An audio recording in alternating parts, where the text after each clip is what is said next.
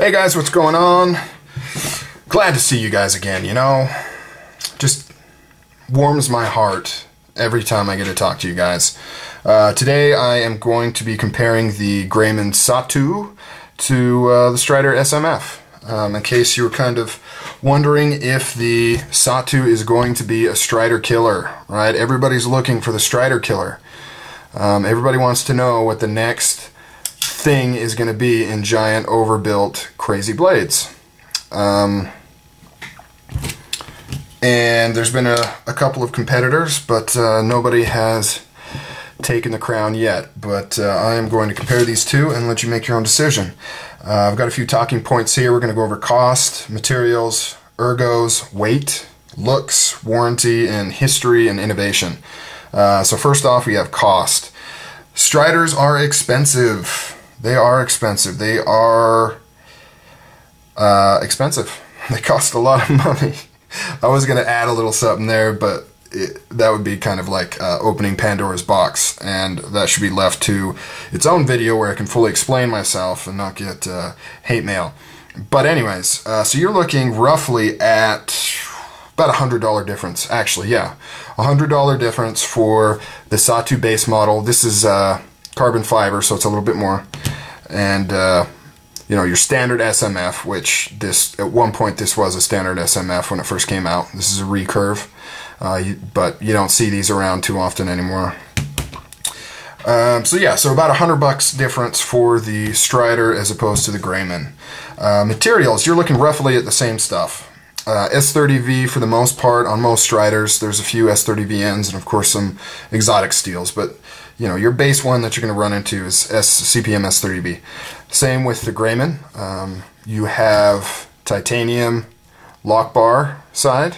Same here, titanium lock bar. G10 on the other side, and on the base model, not this one, it's G10 as well. So materials, same, even. So cost, I guess you would give 1 point to Grayman. Materials, same. Let's talk ergos. Okay, I'm going to call ergos the same. In this position, it actually feels better to me than the SMF in this position, mainly because of this hot spot right here. Digs into your hand. So that alone you'd say, oh well, okay, so 1 point Grayman Satu. But because of this choil, you get this awesome position, which is not only advantageous for cutting, but this actually feels really comfortable like this when you choke up on it like that. So I definitely have to give the point to Strider on that one. Hands down. Just the fact that you get two positions, and this position's really nice, and this one's not bad, but you do get a little bit of a hot spot right there. Next, this is a big one right here. Weight. Woo! Okay, you're looking at 10 ounces right here for this beast. 6 ounces for the Strider. 6 ounces. So almost half the weight. Can't argue with that. Definitely 2 points Strider. That's a lot less weight for very similar blades. But if you look at the actual blades, they're both 4 inches. You do get more cutting edge with this one, but the reach is the same on both. Thickness on the blades, almost the same. The Grayman might be a tad bit thicker. The lock bar side here, Grayman's definitely thicker. Then trying to position these so I don't cut myself. I guess, Carter, if you want to retard, you would close them when doing that, huh? Anyways, so yeah, a little bit thicker, not a ton actually. It's kind of hard to tell because of this nice bevel work here. You know, you want to kind of compare just the flat, but it's more than just the flat. So yeah, the Grayman is thicker. Definitely thicker. And of course it has titanium liner on the other side, where this is just pure G10, and that's a huge difference. That's also a difference in, I didn't put a point on this, but durability. We'll talk about that here in a minute. So weight, still have to give it to the Strider. This thing is just insane, and because Strider decided to borrow steel, whatever you want to call it, the Spyderco hole. By far one of my favorite innovations in knives right there. It qualifies as an opening system as well as reduces weight of the blade without reducing cutting power or durability and strength.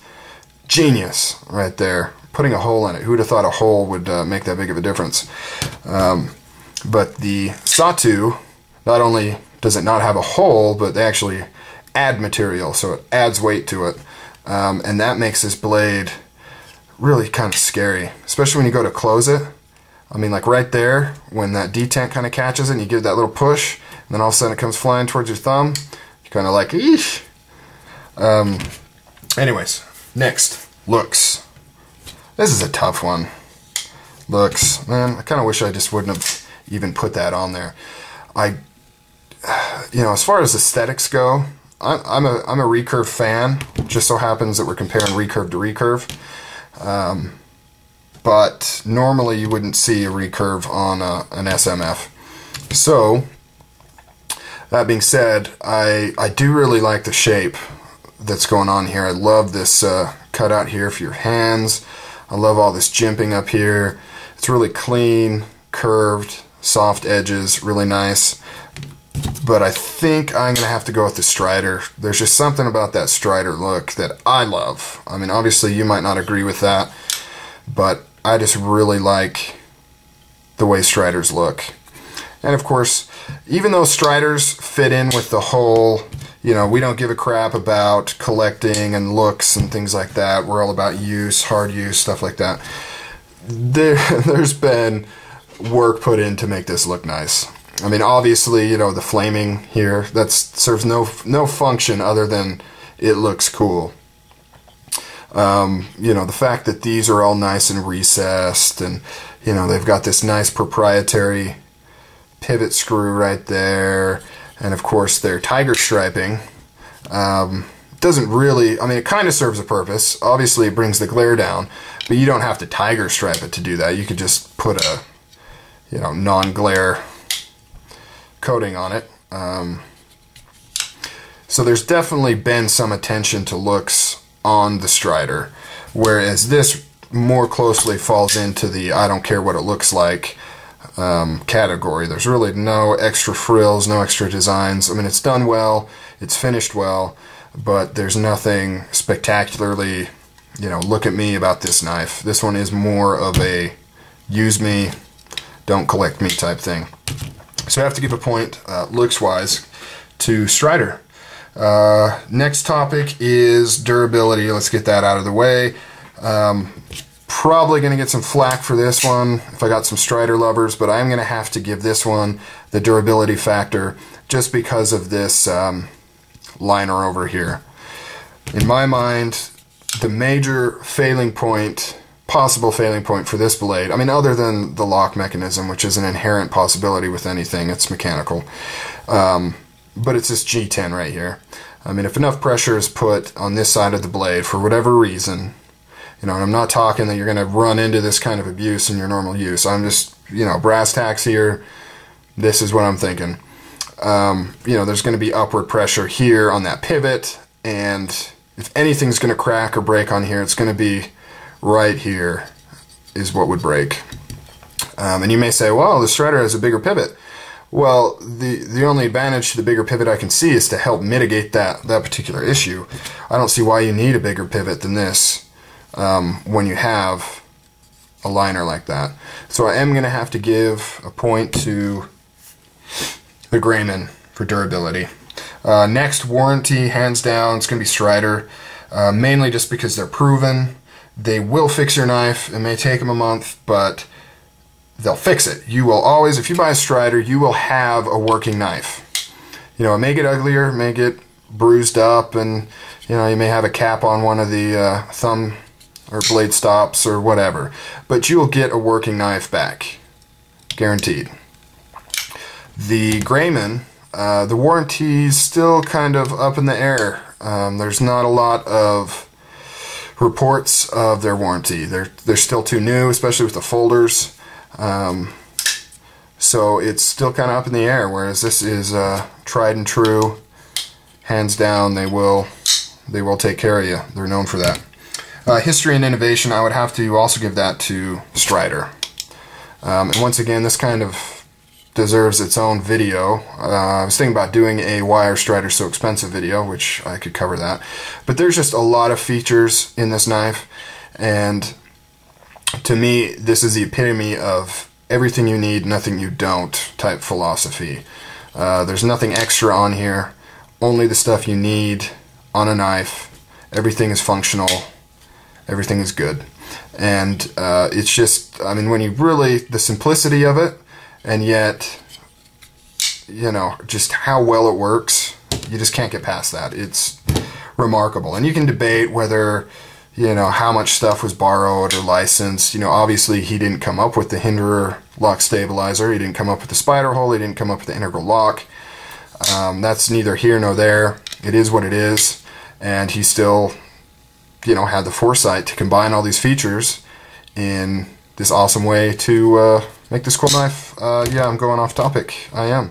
Whereas this knife here, really nothing particularly innovative. It's just big.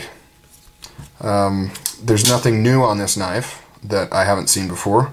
It's just larger and thicker and heavier than what I've seen on a folder.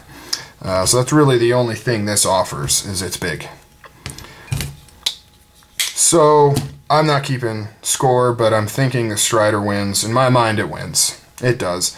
This is an awesome, huge beast of a cool knife. Don't get me wrong. I love this thing. It's really awesome. I don't think I'll ever get rid of it. Maybe I'll go chop down a tree with it this summer. You know, I've got a tree growing out in my front yard that I tried to get rid of last year.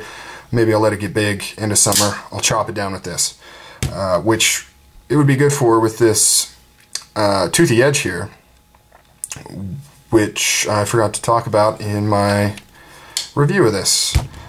Something I was going to say. Anyways, wow. I always do this. But, what was I saying? Oh yeah, don't get me wrong, this is an awesome, super cool knife, really great, love it, but I'm going to have to say that it is not a Strider killer. The Strider still reigns supreme in terms of the balance between usability, looks, weight, and badassery. Just can't beat it. I mean, it is what it is. Alright guys, take it easy, catch you later.